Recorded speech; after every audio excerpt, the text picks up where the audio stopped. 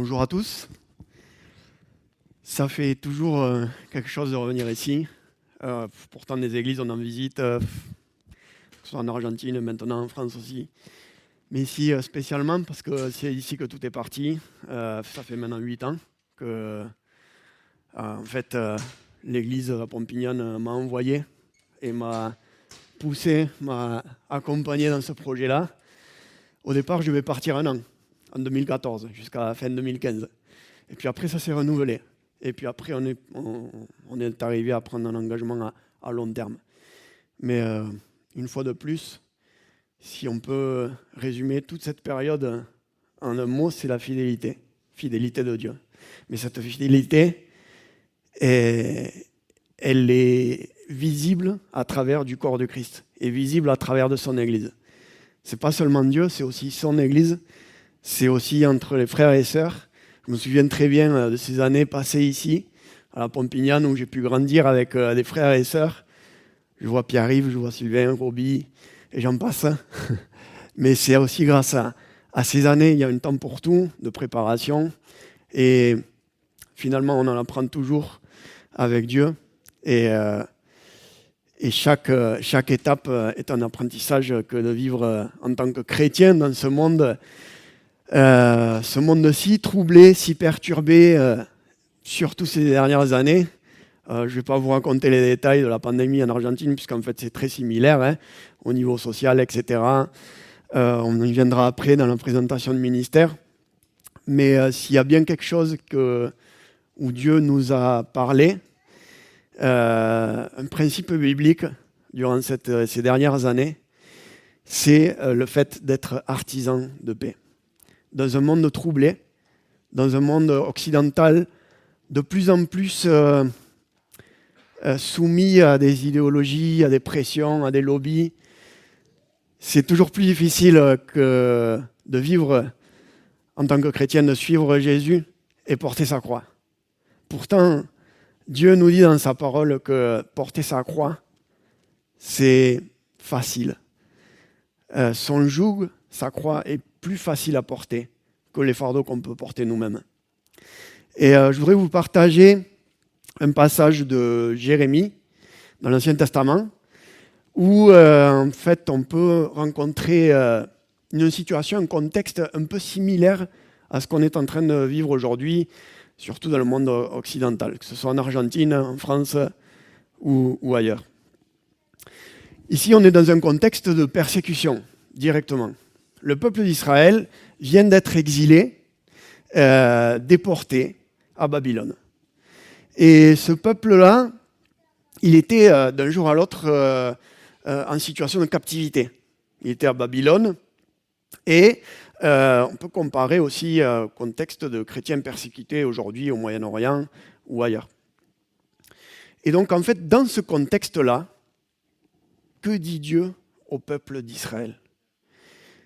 Dans ce passage, on va le voir ensemble, du chapitre 29, versets 5 à 7. Dieu dit « Construisez des maisons et habitez-les, plantez des jardins et mangez-en des fruits. Mariez-vous et ayez des fils et des filles. Donnez des femmes en mariage à vos fils et des maris à vos filles, pour qu'elles mettent au monde des fils et des filles. Augmentez en nombre là où vous êtes et ne diminuez pas. Recherchez le bien de la ville où je vous ai mené en captivité. Et priez l'Éternel en sa faveur, parce que votre bonheur dépend du sien. » Alors, tout d'abord, dans les premiers versets 5 et 6, ce premier passage, Dieu invite le peuple d'Israël, son peuple, à se multiplier, à planter des jardins. Et on peut se demander, peut-être ce passage nous rappelle un autre passage dans la Bible, au tout début, en fait, dans le livre de Genèse, dès le début, dans le livre de Genèse, chapitre 1, versets 28 et 29, où Dieu les bénit en disant « Soyez féconds, multipliez-vous, remplissez la terre, rendez-vous en maître et dominez les poissons des mers, les oiseaux du ciel et tous les reptiles et les insectes. » Et Dieu dit « Voici, je vous donne pour vous en nourrir, toute plante portant sa semence partout sur la terre, et tous les arbres fruitiers portant leur semence. Alors ce rapprochement, cette référence que Dieu donne au peuple d'Israël est très similaire finalement à ce qu'ordonnait Dieu au tout début avec Adam et Ève. Et Dieu poursuit dans le dernier verset, « Recherchez le bien de la ville où je vous ai mené en captivité. Et priez l'Éternel en faveur parce que votre bonheur dépend du ciel. » Alors, quand Dieu dit « Recherchez le bien de la ville où je vous ai mené en captivité », dans la traduction en hébreu, on fait référence au mot « shalom ». Shalom en hébreu, ça veut dire la paix. Recherchez la paix de Dieu. Et là, on parle d'un concept de paix. Shalom fait référence à un concept large de la paix. C'est-à-dire que dans notre concept français du mot paix, souvent, on peut penser surtout à l'absence de conflit ou à la résolution de conflits ou un contexte de paix par rapport à la guerre. Non ? Mais là, le mot shalom, il se réfère aussi au bien-être. Shalom veut dire être bien au sens durable du terme. Lorsque chacun peut arriver à manger librement du fruit qu'il a planté, à pouvoir subvenir à ses besoins, être en paix par rapport à soi-même et aussi envers son prochain. Et de cette manière, la création peut être préservée comme elle était au tout début dans le livre de la Genèse. Shalom, le shalom, c'est ce que vivaient Adam et Ève dans le jardin avant la chute du péché. Ils étaient en parfaite harmonie avec Dieu et ils pouvaient manger tous les fruits, sauf un, bien sûr, on le connaît tous. Et de cette manière, la création était en quelque sorte protégée. La création en tant que création, mais aussi en tant qu'homme, en tant qu'humain. Jusqu'au jour où le péché arrive. Donc, dans ce contexte-là, si on peut revenir au passage en entier, dans le contexte du peuple d'Israël qui est mené en captivité, Dieu confie une mission au peuple d'Israël, qui est d'apporter le shalom là où ils sont.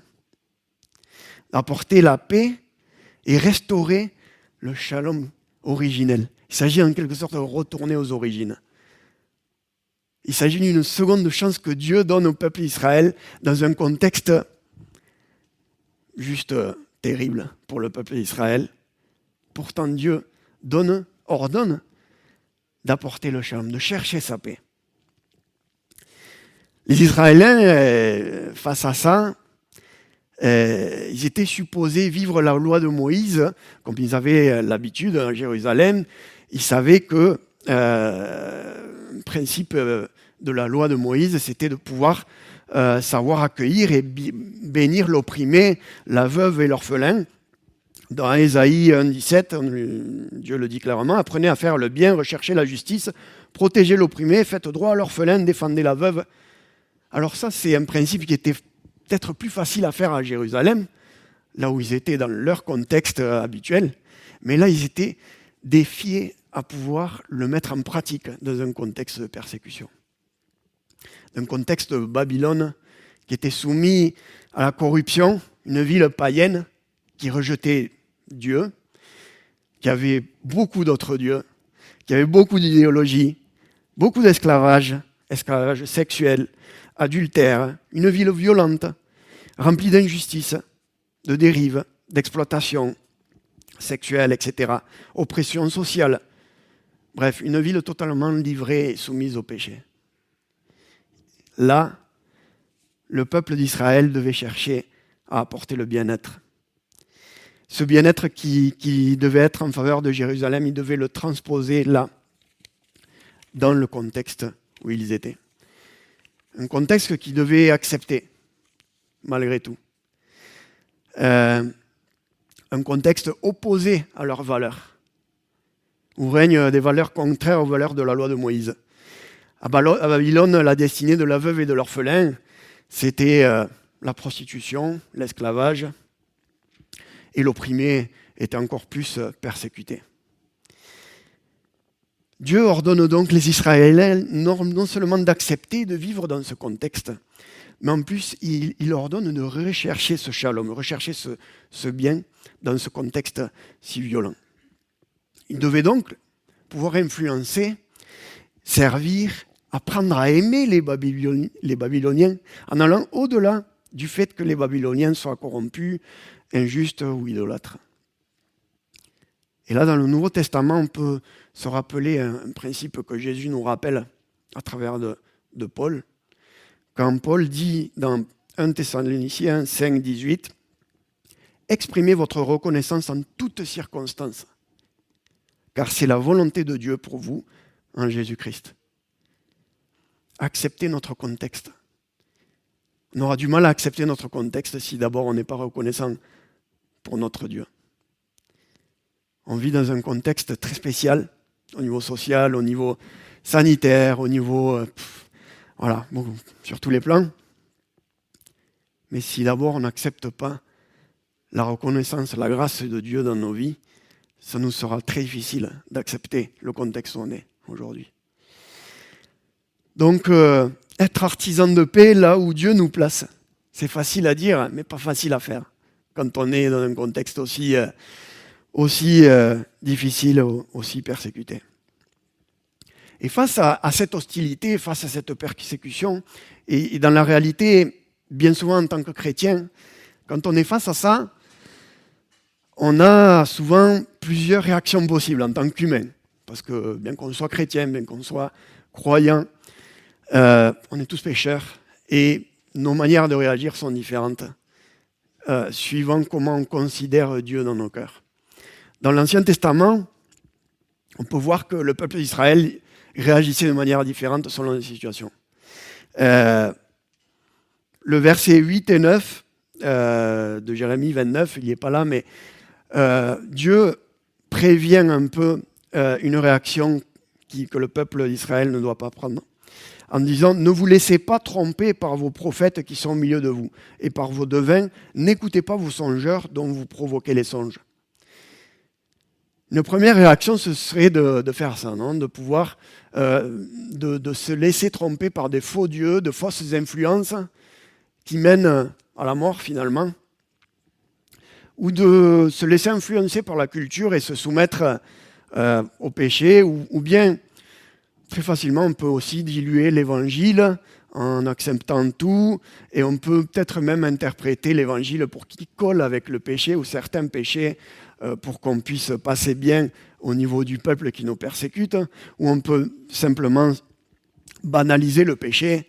et dire, l'époque d'aujourd'hui, c'est comme ça, la société, elle évolue, donc oui, acceptons le péché, c'est comme ça. De toute façon, la Bible, c'est la parole, une parole très ancienne qui a été écrite il y a très longtemps, donc diluons tout. Ça, c'est une première réaction possible. Le peuple d'Israël, à différents moments, a adopté cette réaction. La seconde réaction aussi, c'est se positionner en tant que victime. On est le peuple d'Israël, on est en captivité, et puis, face à la persécution, on fait jouer nos mécanismes de défense. Ouf, je suis victime. Je suis le seul au monde à être persécuté. Nous sommes le seul peuple au monde à être persécuté, donc du coup, il faut qu'on se défende, il faut qu'on manifeste contre ceux qui nous persécutent, et il faut qu'on trouve un roi du Dieu d'Israël qui défende nos valeurs pour aller en contre ceux qui n'acceptent pas nos valeurs. C'est une autre réaction possible. Une autre réaction possible qu'on peut aussi adopter des fois au jour d'aujourd'hui dans nos contextes. Et puis, une autre réaction, c'est d'accepter la situation où on est, comme nous l'ordonne le Seigneur.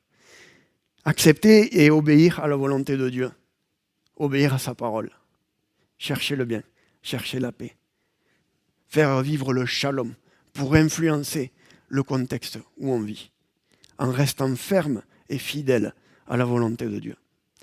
Alors c'est un gros défi que chaque chrétien, on peut être mené à vivre chaque jour. Puis il s'agit d'un équilibre qui nous amène à tous les jours nous en remettre au Seigneur. Et dans l'Ancien Testament, il y a un exemple très concret de cette réaction qui est dans l'histoire de Daniel.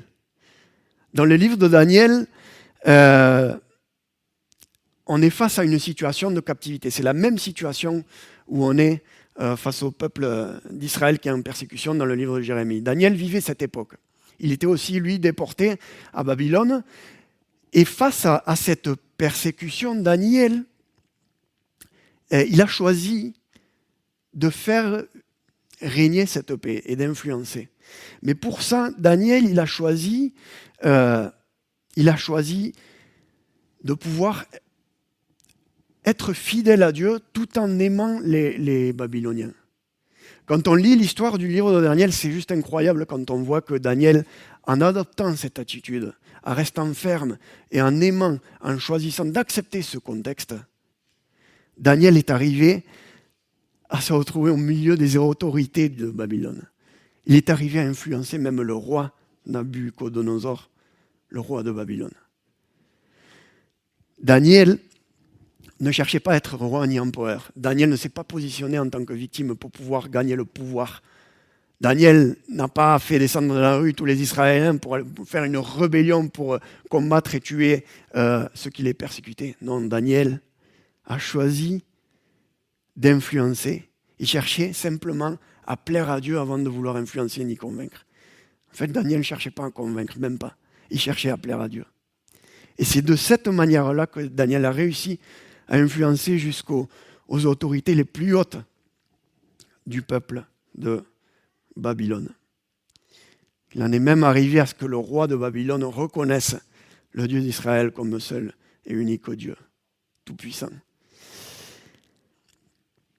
Donc Daniel cherchait à plaire à Dieu en se maintenant pur et en faisant le bien et en adoptant les attitudes suivantes. Il vivait avec les Babyloniens, il apprenait leur langue, leur culture, leur art, leur science, et de cette manière, il a arrivé à gagner le respect des Babyloniens et le respect des autorités de Babylone.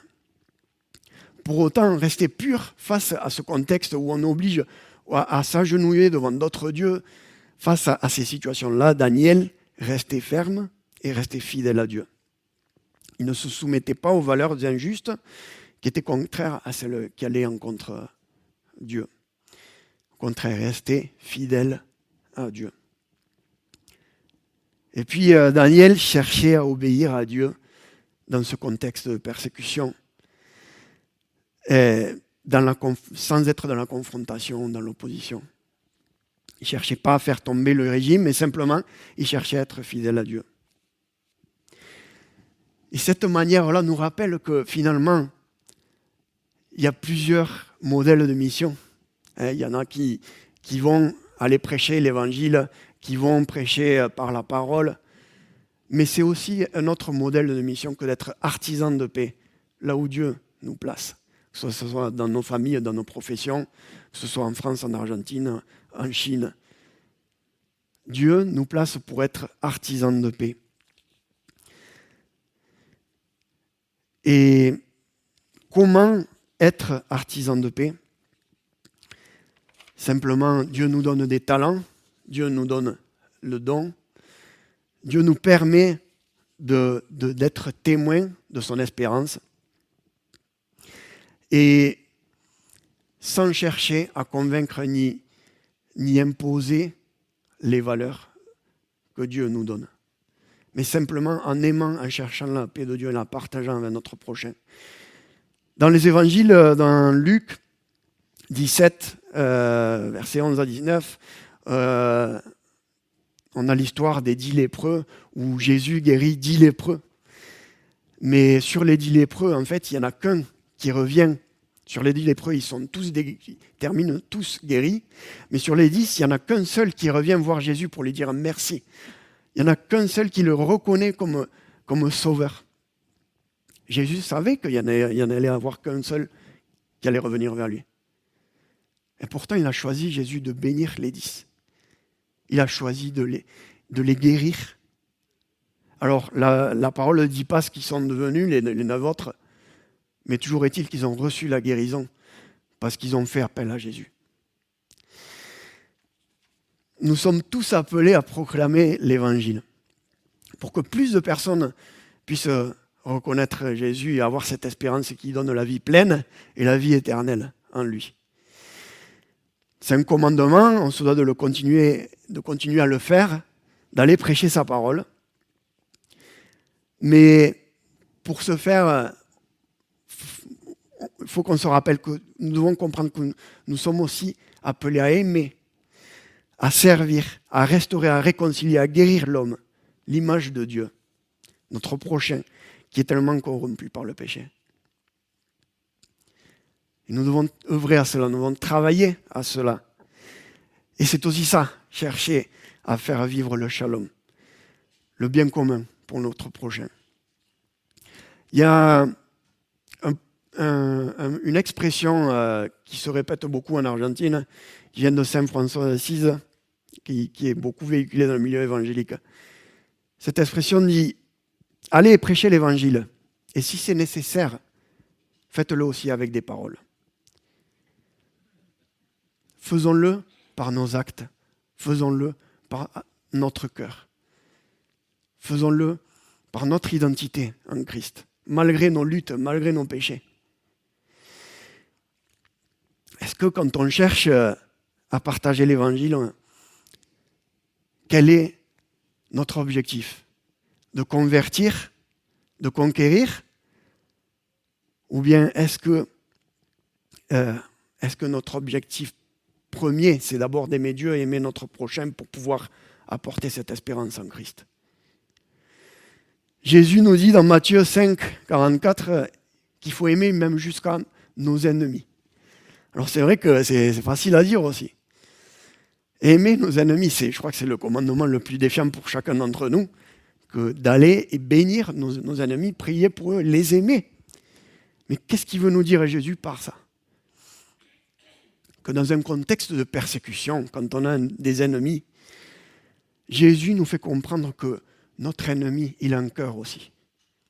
Et que si on apprend à regarder notre ennemi avec les yeux de Jésus, on arrivera à comprendre que notre ennemi a un cœur et que les mauvaises actions de l'ennemi sont en réalité des appels à l'aide, des appels au secours.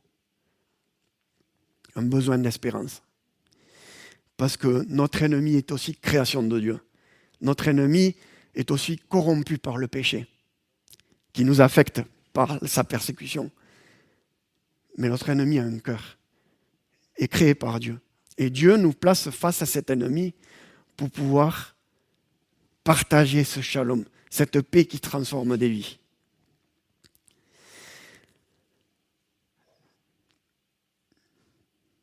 Derrière une mauvaise action, il y a toujours une histoire.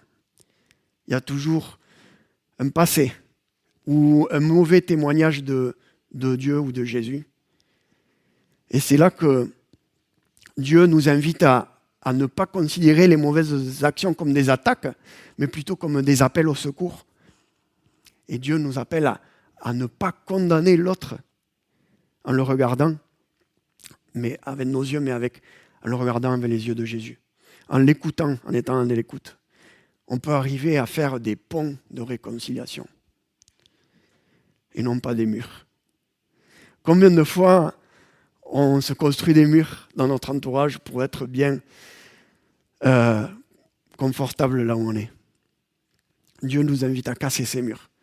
Et pour ça, Dieu nous invite à expérimenter le pardon. Et Dieu nous invite à vivre son identité en Christ, qu'il nous donne. Quelle est notre relation avec Dieu? Est-ce que on considère Dieu comme un simple maître à travers de Jésus? Jésus était un maître, connaissait la parole, il nous instruit par sa parole, mais est-ce que ça s'arrête là? Ou est-ce que vraiment nous sommes fils et filles de Dieu? Est-ce que notre identité, est-ce qu'on est vraiment fils ou fille de Dieu? Est-ce que Dieu est vraiment notre Père? Est-ce qu'on appelle Dieu Papa dans nos prières? Dieu nous invite à nous rappeler qu'il nous aime. Et il nous aime à la folie. Il nous aime à nous pas plus qu'aux autres de toute sa création. Il nous aime à nous autant qu'à nos ennemis, parce que l'ennemi est aussi sa création. Nous avons un Père, nous avons un Papa. Nous sommes tous fils et filles de Dieu. Si on ne se sent pas aimé par Dieu, ça va toujours être plus difficile d'aimer notre prochain. Si on se sent condamné par Dieu, très facilement on va condamner notre prochain. Notre Dieu n'est pas un Dieu qui condamne. Notre Dieu est un Dieu qui a donné son Fils Jésus, qui est mort à la croix et ressuscité pour toute l'humanité. Et si on le reconnaît, si on partage cette espérance en Christ, Dieu pourra réconcilier toujours plus d'hommes pour avoir la vie pleine et la vie éternelle. Si je ne me sens pas pardonné par Dieu, j'aurai du mal à pardonner mon prochain. Et Jésus nous invite à vraiment à considérer cette urgence qu'il y a pour l'humanité. Une humanité qui a soif de Dieu. Une humanité qui persécute, pour certains. Une humanité qui, pour d'autres, a reçu un mauvais témoignage de Dieu, surtout dans le monde occidental. Beaucoup de mauvais témoignages ont été véhiculés, beaucoup de bons témoignages aussi, bien sûr, sinon l'Église n'en serait pas là. L'Église est quand même en croissance, grâce à Dieu. Mais combien de chemin nous reste-t-il à faire ? En parlant avec un pasteur dernièrement, en France, on considère qu'il y a environ 1% de chrétiens évangéliques. Alors oui, l'Église grandit, mais la population française grandit aussi. On ne fait que suivre, la croissance ne fait que suivre l'évolution de la population. Dans Romains 8, 19, Pablo nous rappelle que la création attend avec un ardent désir la révélation des fils de Dieu. Les fils de Dieu, c'est nous. Que faisons-nous pour révéler cette espérance en Christ ? En tant qu'Église, personnellement, à travers de la mission locale, dans notre quartier, à travers la mission transculturelle, que Dieu aussi nous amène à considérer. Mais si d'abord, nous n'acceptons pas notre identité en tant que fils et filles de Dieu, on aura du mal à considérer cette paix en nous que Jésus nous donne et pouvoir la transpasser à d'autres. Et pour ça, enfin, Dieu nous donne un outil aussi, qui est la prière. Dernier verset, recherchez le bien juste avant, verset 7, recherchez le bien de la ville où je vous ai amené en captivité et priez l'Éternel en sa faveur parce que votre bonheur dépend du sien. Parce que votre bonheur dépend du sien. Priez l'Éternel en sa faveur. Face à un contexte comme ça de captivité, on peut se poser plein de questions. Dieu, tu es où ? Tu es où dans tout ça ? Évidemment, Dieu pourrait agir tout seul. Dieu est tout-puissant. Il pourrait arrêter la persécution de suite. Il en a la possibilité, mais il ne le fait pas. Pourquoi ? Parce qu'il en attend après nous. Il attend une Église qui intercède pour l'Église persécutée. Il attend une Église qui prie pour ceux qui sont persécutés, mais qui prie aussi pour ceux qui persécutent.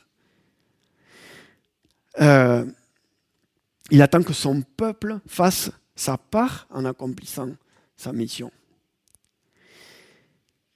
Donc Dieu en attend beaucoup à travers de la prière et à travers nous. Il nous appelle à dépendre de lui et pas d'autre chose pour vivre, pas d'autre Dieu, pas d'autre idéologie, pas d'autre courant de pensée. Mais pour ça, forcément, c'est une lutte.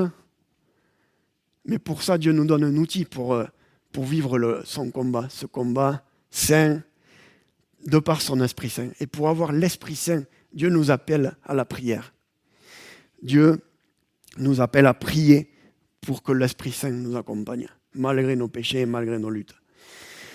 Notre bonheur dépend du sien. Et en effet, Dieu ne veut pas nous mener toujours dans la gueule du loup. Dieu connaît nos limites. Dieu a des promesses fidèles. Quand on suit sa volonté, on peut expérimenter sa fidélité.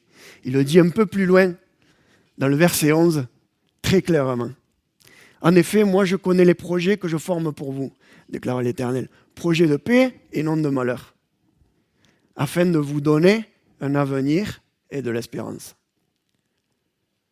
Dieu veut notre bonheur. Et il veut aussi le bonheur des autres. Et pour ça, il veut qu'on puisse passer la seconde et aller au-delà de notre petit monde, au-delà de notre ego pour pouvoir regarder notre prochain avec les yeux de Jésus. Et se rappeler que sa mission, elle est pour toute l'humanité. Alors, c'est un peu ça ce que Dieu nous met à cœur. C'est un défi, c'est une lutte, c'est vrai. Personnellement, en tant que famille, ces dernières années étaient éprouvantes comme tout le monde. Mais en plus, on a eu une pochette surprise avec 2 jumeaux qui sont arrivés il y a 10 mois. Pourtant, Dieu nous a invités à nous rappeler de cette promesse, que rien n'est impossible pour lui. Et que Dieu veut notre bonheur, Dieu veut notre bien. Et qu'il fera vivre notre bonheur si on accepte sa volonté de regarder l'autre, de comprendre que notre identité en Christ, c'est être fils et fille de Dieu. Et que notre mission, c'est d'aimer le monde qui nous entoure. Et ceux qui n'ont pas son espérance en Christ, ceux qui ne connaissent pas ou ceux qui n'ont jamais eu accès à cette espérance. Merci et que Dieu vous bénisse.